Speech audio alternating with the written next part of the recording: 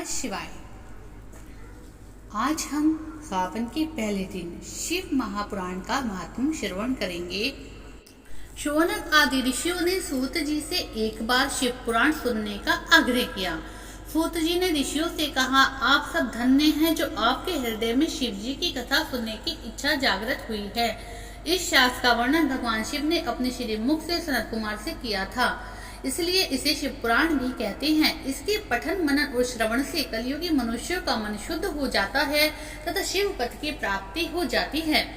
जो फल दान यज्ञों के करने से प्राप्त होता है, वही फल शिव पुराण के श्रोताओं को प्राप्त होता है। इस ग्रंथ की 7 संहिताएं हैं, इस प्रकार हैं: वीरेश्वर, रुद्र, शतरुद्री, कोटि रुद्री, उमा संहिता, कैलाश संहिता, वायु संहिता। आत्मवेता मनुष्य को इस पुराण का हमेशा अध्ययन करना चाहिए। पापी देवराज की मुक्ति की कथा। सूत जी बोले, हे ऋषियों, जो व्यक्ति दुराचारी, पापी, विलासी एवं दुष्ट होते हैं, वे भी देवराज की मुक्ति की कथा के द्वारा पवित्र हो जाते हैं।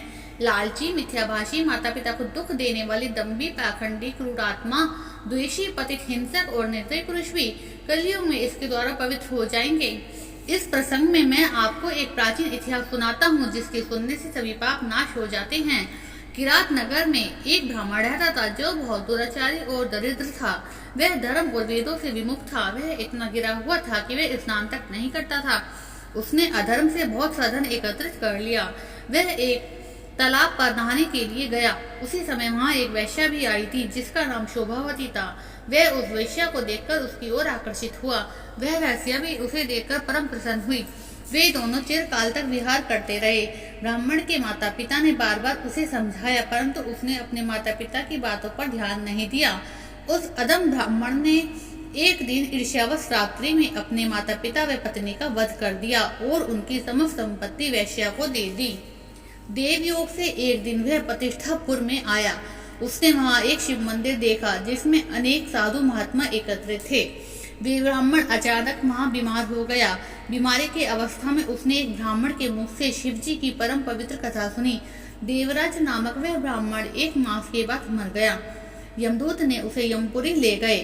उसी क्षण शिवलोक से शिव जी के दूत रुद्राक्ष धारण किए हुए त्रिशूल लेकर यमलोक में जा पहुंचे। उन्होंने देवराज ब्राह्मण को यमदूतों से छुड़ाकर विमान पर सवार होकर कैलाश को चल दिए।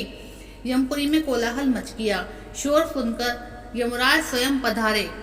शिवजी के चारों दूतों को देखकर उनकी पूजा की। धर्मराज अपने ज्ञान चक्षु के द्वारा सब कुछ जान गए। शिवजी के दूतों ने ब्राह्मण को ले जाकर दया के सागर शिवजी के सम्मुख उपस्थित किया। हे मुनीश्वरों, शिवजी का यह परम पवित्र है यह कथा, जिसके श्रवण मात्र से महापापी ब्राह्मण देवराज भी मुक्ति को पा गया। इस प्रकार शिव पुराण की कथा को विधिवत सुनने से अमर फल की प्राप्ति होती है। अब सुनते हैं चंचुला की कथा। वाजकल नामक एक गांव था, जो समुद्र तट के पास स्थित था। उस ग्राम के निवासी स्त्री पुरुष सब दुष्ट प्रकृति एवं पापी बुद्धि के थे। मनुष्य पशुवृत्ति वाले और स्त्रियां व्यभिचारी प्रकृति की थी। उस गांव में एक ब्राह्मण रहता था, जिसका नाम बिंदुक था।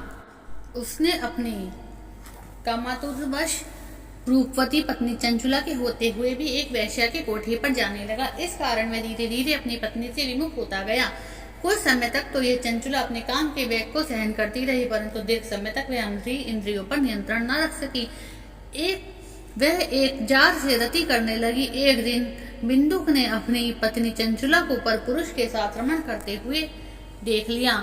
वह क्रोध में भर गया। जार पुरुष तो डरकर भाग गया, परंतु बिंदुक अपनी चंचुला की मुक्कों से पिटाई करने लगा। चंचुला अपने पति से बोली कि जब आप मुझे छोड़कर वैश्य का मन करते हो तो मुझे कितना दुख होता होगा।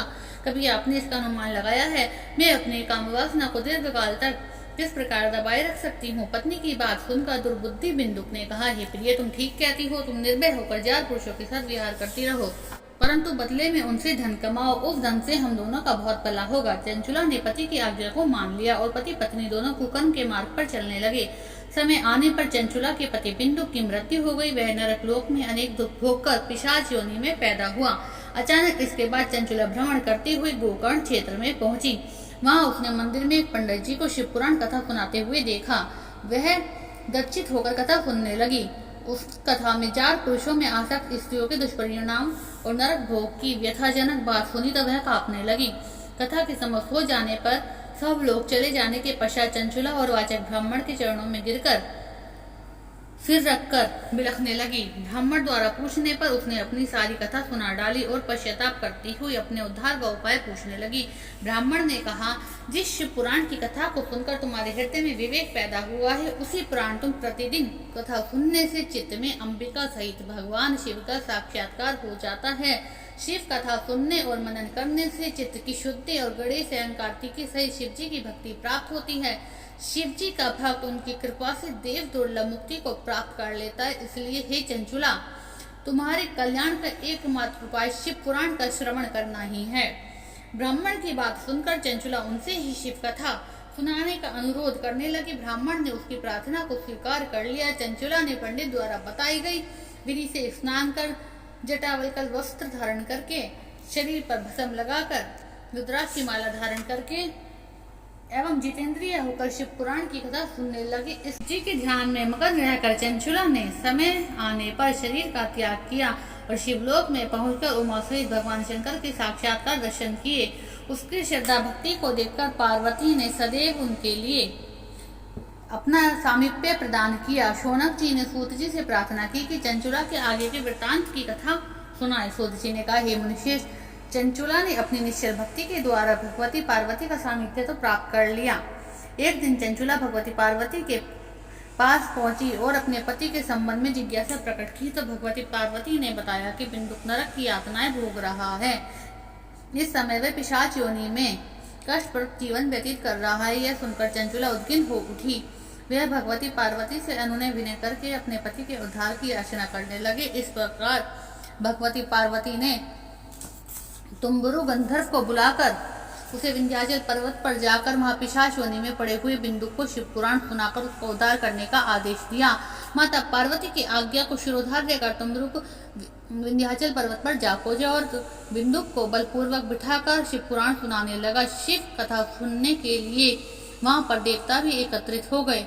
तुम्बरु से शिव कथा सुनकर बिंदुक निष्पाप होकर पिशाच योनि से मुक्त हो गया। बिंदुक अब प्रतिदिन शिव जी का गुणगान करने लगा। भगवान शंकर ने उसकी अचल भक्ति देखकर अपना गण बना लिया। बोलो शिव शंकर भगवान की जय। अब हम दूसरा अध्याय कल सुनाएंगे और कमेंट्स में ओम नमः शिवाय लिखना ना भूलें। ऐसे ही शिव पुराण की कंप्लीट कथा सुनने के लिए चैनल को सब्सक्राइब करके ऑल सेलेक्ट करें ताकि आपके पास हमारी आने वाली सभी वीडियो का नोटिफिकेशन आ जाए।